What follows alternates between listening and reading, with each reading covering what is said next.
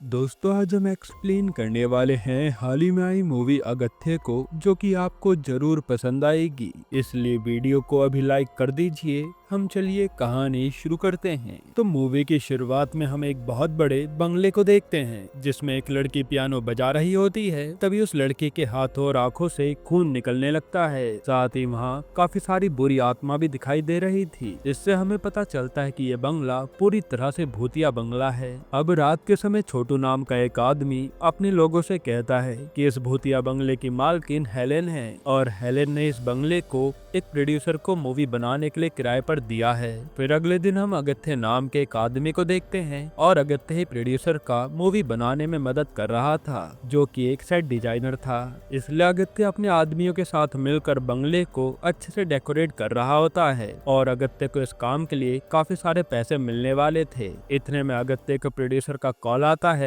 जो उसे कहता है कि तुम जल्दी पूरा सेट तैयार करो, क्योंकि कुछ ही देर में डायरेक्टर और हीरोइन बंगले पर आने वाले हैं। ये सुनते ही अगत्य जल्दी से अपना काम करने लगता है। तब काम करते समय अगत्य को एक रूम में बड़ा सा पियानो रखा हुआ मिलता है, और अगत्य मजदूरों की मदद से उस पियानो को बाहर निकलवा देता है। फिर थोड़ी देर के अंदर अगत्य को दोबारा से प्रोड्यूसर का कॉल आता है, जो अब उसे बताते हैं कि हमारी हीरोइन और डायरेक्टर का एक दूसरे के साथ चक्कर चल रहा है, इसलिए वो दोनों मिलकर शहर छोड़कर भाग गए हैं। इसी वजह से तुम अपना काम बंद कर दो, क्योंकि अब मूवी तो नहीं बनने वाली। तब प्रोड्यूसर की बातें सुनने के बाद अगत्य काफी उदास हो जाता है। उसी समय वहाँ अगत्य की फियांसे वीना आती है, और वीना अगत्य से कहती है कि मैं तुम्हारे लिए दुकान से 50,000 का सामान लेकर आई हूँ, जिसको हम डेकोरेशन के लिए यूज करेंगे। लेकिन अगत्य उस समय काफी गुस्से में था। इसी कारण वो गुस्से में वो सारा सामान फेंक देता है और अपने घर चला जाता है। फिर घर पर अगत्य खुद की किस्मत को कोस रहा होता है, क्योंकि इस बार भी अगत्य के हाथ से काम चला गया था, और उसने सेट डिजाइन करने के लिए भी काफी पैसे खर्च कर दिए थे, और वो भूत बंगला भी लीज पर ले लिया था। तभी अगत्य की मॉम वहाँ आती हैं, जो उसे कहती हैं कि बेटा तुम दुखी मत हो, जिंदगी में कभी ना कभी खराब समय आता है,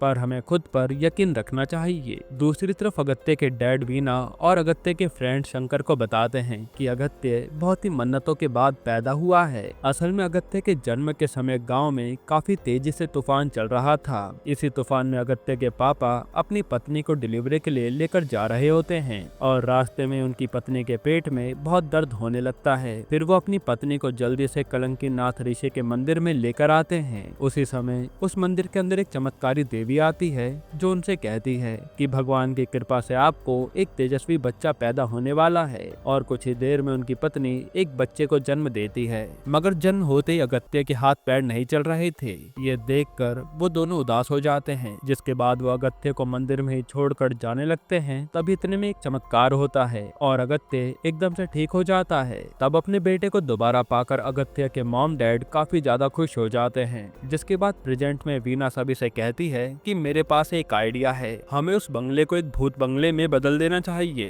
क्योंकि वो तो लगता भी वैसा ही है, जिससे शहर के सभी लोग हमारे भूत बंगले को देखने आएंगे, और हम उससे काफी पैसा भी कमा सकते हैं। तब अगत्य को यह आइडिया काफी पसंद आता है। फिर अगत्य वीना और शंकर मिलकर उस बंगले को अच्छे से डेकोरेट करते हैं, और बंगले को पूरी तरह से भूतिया बंगला बना देते हैं। साथ ही वो लोग अपने भूतिया बंगले के प्रमोशन के लिए एक राजू नाम के सेलिब्रिटी को भी बुलाते हैं, और राजू और उसका असिस्टेंट मिलकर उस बंगले में घूम रहे होते हैं। तभी उनके सामने एक असली भूत आता है, पर राजू को वो आदमी नकली भूत लग रहा था, इसलिए वो उस पर ध्यान नहीं देता।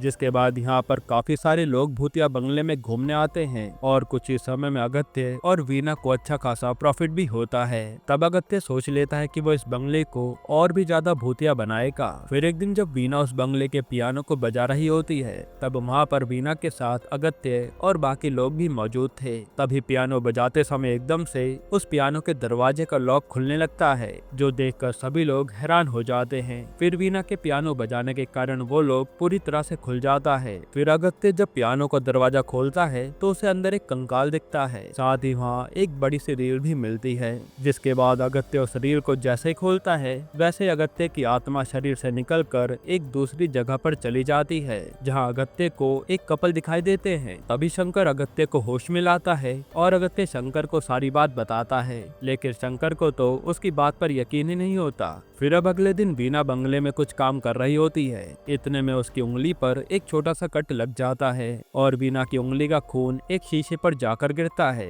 उसी समय शीशे पर और भी जगह काफी सारे खून के निशान आ जाते हैं, मगर वीना जब तक निशान देखती उससे पहले ही वो निशान मिट जाते हैं। फिर बंगले में काम करते समय वीना को अपने पीछे कुछ मूर्तियां हिलती हुई नजर आती है, जो देखकर वीना के तो होश उड़ जाते हैं। उसी समय अगत्य पीछे से आकर वीना को डरा देता है, जो कि अगत्य ने ही प्रैंक किया था। पर वीना को अभी भी इस बंगले में कुछ गड़बड़ लग रही थी। फिर अगत्य वीना को अपने साथ एक रूम में लेकर जाता है और उस रील को प्ले करता है। तब उन्हें वीडियो में सिद्धार्थ नाम का एक आदमी दिखाई देता है और ये वीडियो 1980 में रिकॉर्ड किया गया था। यहाँ उन्हें पता चलता है कि सिद्धार्थ फ्रांस में रहता था, पर कुछ काम के सिलसिले में फ्रांस की गवर्नमेंट सिद्धार्थ को पौंडीचेरी भेजती है। पौंडीचेरी में उमर नाम का एक आदमी सिद्धार्थ को रेलवे स्टेशन पर लेने आता है। फिर यहाँ से उमर सिद्धार्थ को अपने साथ एडविन नाम के एक अंग्रेज के बंगले पर लेकर जा रहा होता है। रास्ते में सिद्धार्थ देखता है कि कुछ लोग अंग्रेजों के खिलाफ आवाज उठा रहे थे, साथ ही हर जगह एडविन का ही नाम लिखा हुआ था।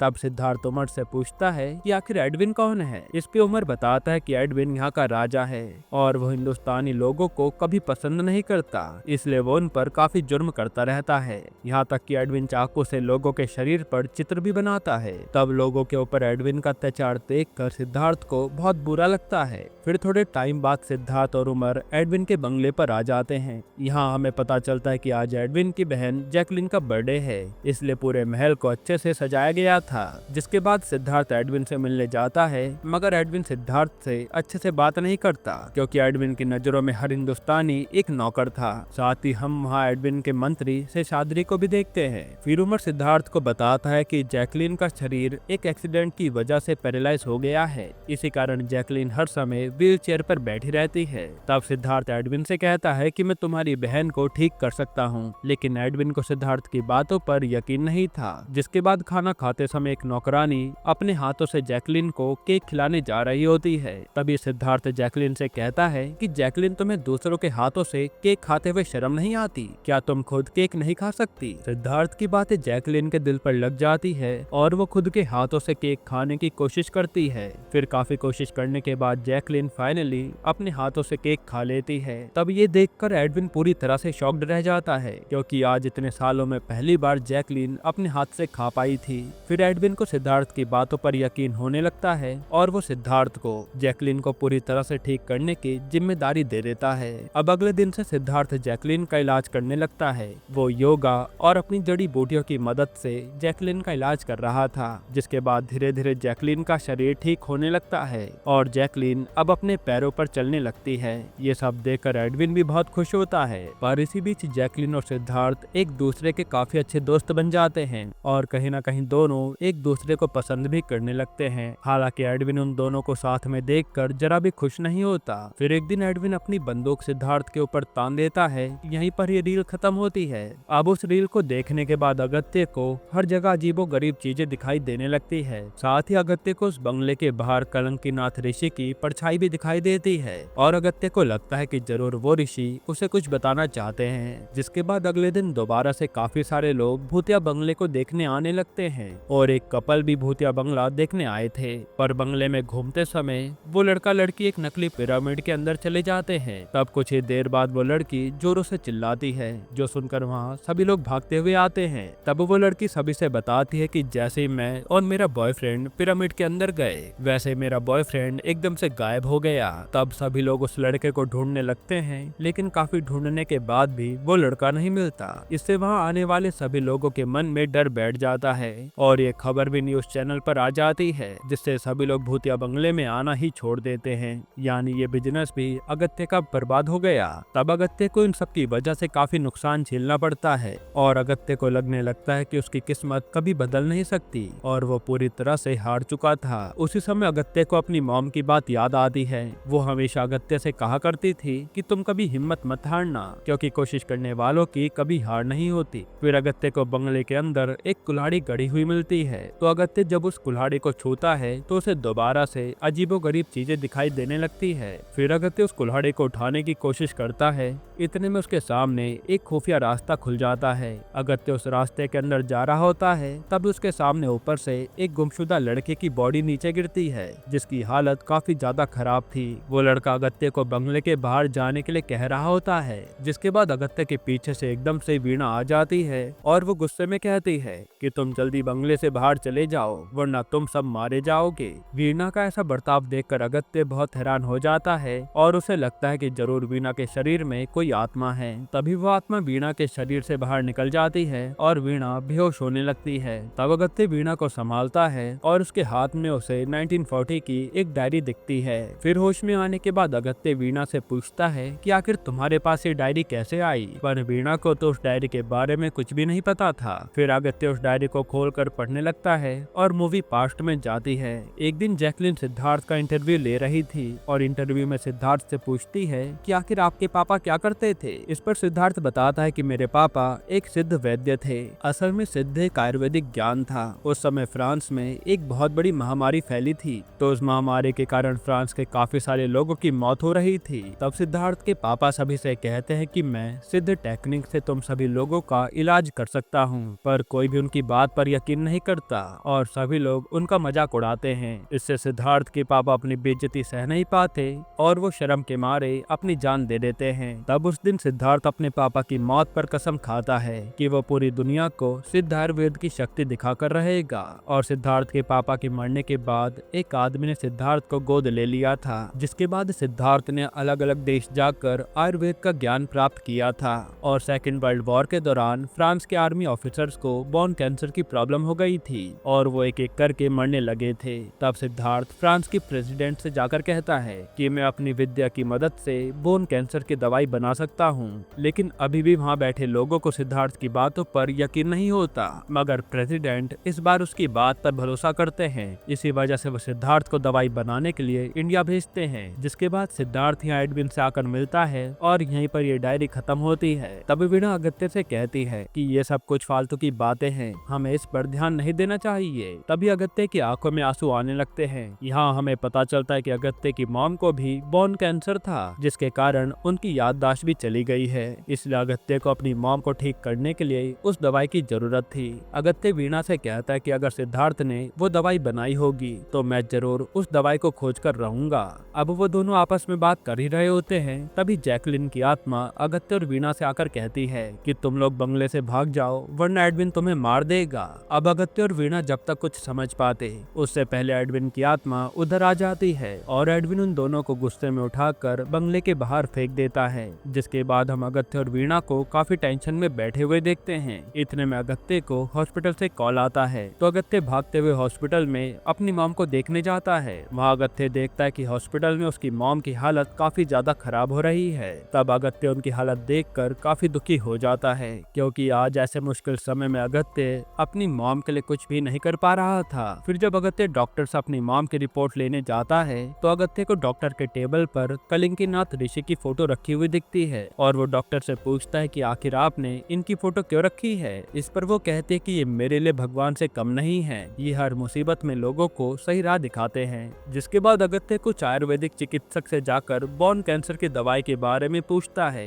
पर वो लोग भी अगत्य से कहते हैं कि अभी तक तो बोन कैंसर की दवाई बनाना नामुमकिन है। यह सुनने के बाद अगत्य जल्दी से उस बंगले की मालकिन से मिलने जाता है। माँ हेलेन अगत्य को देखकर बहुत शॉक्ड रह जाती है और हेलेन को देखकर लगता है कि उसने अगत्य को पहले भी कहीं देखा है। यहाँ हमें पता चलता है कि हेलेन एडविन की ही बीवी थी और एडविन के मरने के बाद वो बंगला हेलेन का हो गया था। तब हेलेन अगत्य को एक बॉक्स देती है जिसमें उसे एक छोटा सा डिब्बा मिलता है। अगत्य सोच में पड़ जाता है कि आखिर वो इस डिब्बे का क्या करेगा और उसे अपनी माँ को बचाने का कोई रास्ता नहीं दिख रहा था। फिर अगत्य अपनी माँ के बारे में सोचते सोचते एकदम सो जाता है और सपने में वो खुद को उस बंगले के अंदर पाता है। उस बंगले में अगत्य को हेलेन मिलती है जो उसे अपने साथ एक रूम में लेकर जाती है और एक संदूक को खोलने लगती है। लेकिन अगत्य हेलेन से चिल्ला चिल्ला कर पूछने लगता है कि आखिर तुम मुझे यहाँ लेकर क्यों आई हो। तब हेलेन बार बार अगत्य को शांत रहने के लिए कहती है, मगर अगत्य के चिल्लाने के कारण उस रूम में एडविन की आत्मा आ जाती है तो एडविन हेलेन को मारने लगता है। फिर जब जैकलिन हेलेन को बचा बचाने आती है तो एडविन जैकलिन को भी बहुत मारता है, लेकिन हेलन कैसे भी करके उस संदूक में से वही छोटा सा डिब्बा निकाल कर अगत्य को दे देती है, जिसके बाद अगत्य वो डिब्बा लेकर जल्दी से खिड़की से बाहर कूद जाता है और खिड़की से कूदते ही अगत्य का सपना एकदम से टूटता है। तब अगत्य समझ जाता है कि हेलन उस छोटे से डिब्बे के सहारे उसे कुछ बताना चाह रही थी। इसी वजह से अगत्य जल्दी से घर जाकर उस छोटे डिब्बे को खोलता है और डिब्बे के अंदर उसे म्यूजिकल इंस्ट्रूमेंट फोनोग्राफ का रील मिलता है। फिर जैसे वो उस रील को फोनोग्राफ में लगाता है तो रील में से आवाजें आने लगती है। यहाँ मूवी दोबारा से पास्ट में जाती है और हम सिद्धार्थ को देखते हैं जो अपने लोगों के साथ मिलकर बोन कैंसर की दवाई बना रहा था। एक दिन सिद्धार्थ के घर पर एडविन और उसका मंत्री शेषाद्री आते हैं तो एडविन सिद्धार्थ से कहता है कि आखिर तुम ये घास फूस की मदद से क्या बना रहे हो। तब एडविन की बातें सुनकर सिद्धार्थ को बहुत गुस्सा आता है और वो उसे कहता है कि ये कोई मामूली घास फूस नहीं है, इसी जड़ी बूटियों की मदद से पहले के टाइम में लोगों का इलाज होता था। वैसे भी तुम्हें दूसरों के देश पर कब्जा करने के अलावा कुछ आता ही कहाँ है। तब सिद्धार्थ की बातों से एडविन गुस्सा होकर वहाँ से चला जाता है। दूसरी तरफ हम नंजिलन नाम के एक क्रांतिकारी को देखते हैं जिसने चुपके से एडविन पर निशाना लगा कर रखा था। तभी यहाँ एडविन आकर गुस्से में खड़े हाथी के पैर पर गोली चला देता है, जिससे हाथी बेकाबू हो जाता है और एडविन को मारने के लिए ही उसकी तरफ दौड़कर आने लगता है। लेकिन तभी अहम मौके पर सिद्धार्थ पहुंचकर उस हाथी को रोक देता है और एडविन की जान बचा लेता है। जिसके बाद एडविन सिद्धार्थ से बहुत खुश होता है क्योंकि सिद्धार्थ ने उसकी जान बचा ली थी और ये दोनों काफी अच्छे दोस्त भी बन जाते हैं। अब एक दिन एडविन सिद्धार्थ को एक खुफिया रूम में लेकर आता है जहाँ एक बड़ा सा कॉफिन था। वो कॉफिन एडविन ने खुद के लिए बनाया था। असल में एडविन की ख्वाहिश थी कि उसके मरने के बाद उसकी लाश को कॉफिन में डालकर मम्मी बनाकर रखा जाए। फिर अगले दिन सिद्धार्थ और जैकलिन एक दूसरे से बातें कर रहे होते हैं तो सिद्धार्थ जैकलिन को अपने दिल की बात कहने वाला था, मगर उसी समय नंजिलन अपने आदमियों के साथ जैकलिन पर हमला कर देता है। लेकिन सिद्धार्थ जैकलिन को बचाने के लिए नंजिलन और उसके आदमियों को बहुत मारता है। हालांकि उन्हें घायल देखकर सिद्धार्थ को उन पर दया आ जाती है, इसलिए वो उन्हें दवाई लगाने के लिए अपने साथ घर पर लेकर आता है। इससे हमें पता चलता है कि सिद्धार्थ मन का बहुत अच्छा इंसान था। साथ ही नंजिलन दवाई लगवाने के बाद सिद्धार्थ को बताता है कि हम लोग अपने देश को आजाद कराने के लिए अंग्रेजों को हिंदुस्तान से भगाना चाहते हैं। इतना कहने के बाद नंजिलन वहाँ से चला जाता है, जिसके बाद सिद्धार्थ के लिए जैकलिन का प्यार और बढ़ जाता है और वो दोनों अक्सर काफी समय साथ गुजारने लगते हैं। साथ ही सिद्धार्थ उस दवाई को बनाने के लिए भी पूरी कोशिश कर रहा था और कुछ ही समय बाद आखिरकार वो दवाई बना देता है। इसके बाद वो दवाई दिखाने के लिए एडविन के पास लेकर आता है और फिर वो जैकलिन से कहता है कि मैंने तुम्हारे लिए कुछ रिकॉर्ड किया है। उस रिकॉर्डिंग में सिद्धार्थ कह रहा था कि जैकलिन, मैं तुमसे बहुत प्यार करता हूँ और मैं अपनी पूरी जिंदगी तुम्हारे साथ गुजारना चाहता हूँ। जो सुनकर जैकलिन भी खुश हो जाती है। तभी एडविन सिद्धार्थ को अपने कमरे में बुलाता है और सिद्धार्थ से कहता है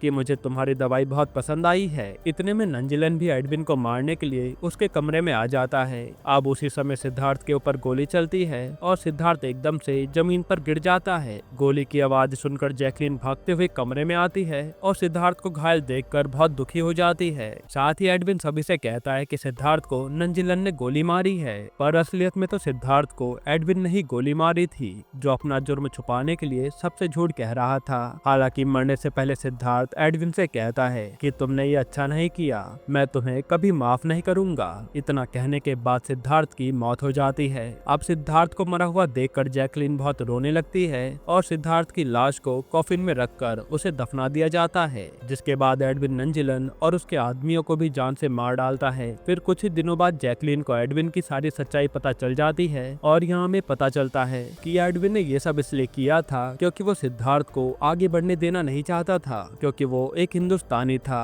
एडविन खुद ही फ्रांस की गवर्नमेंट की नजरों में अच्छा बनकर रहना चाहता था, इसी वजह से उसने सिद्धार्थ की बनाई दवाई को चुरा लिया था। मगर जैकलिन लोगों की भलाई के लिए वो दवाई लेकर घर से भागने की कोशिश करने लगती है और जब ये बात एडविन को पता चलती है तो वो हर जगह जैकलिन को ढूंढने लगता है। दूसरी तरफ जैकलिन एडविन से बचने के लिए उस पियानो के अंदर जाकर छुप जाती है, पर एडविन को जैकलिन के बारे में पता चल जाता है और वो जैकलिन को भी तड़पा तड़पा कर जान से मार डालता है। लेकिन तभी काफी सारे क्रांतिकारी एडविन के घर पर हमला कर देते हैं और वो सभी एडविन के लोगों को मारने लगते हैं। जिसके बाद अपनी जान बचाने के लिए एडविन वो दवाई लेकर उस बड़े से कॉफिन में छुप जाता है। तब वो क्रांतिकारी ऋषि शाद्री को भी जान से मार डालते हैं और हर जगह एडविन को ढूंढने लगते हैं, पर काफी ढूंढने के बाद भी उन्हें एडविन नहीं मिलता। हालांकि फिर लोगों के जाने के बाद एडविन कॉफिन से निकलने की काफी कोशिश करता है, पर वो चाहकर भी कॉफिन से बाहर नहीं निकल पाता क्योंकि कॉफिन लॉक हो गया था और कॉफिन में दम घुटने की वजह से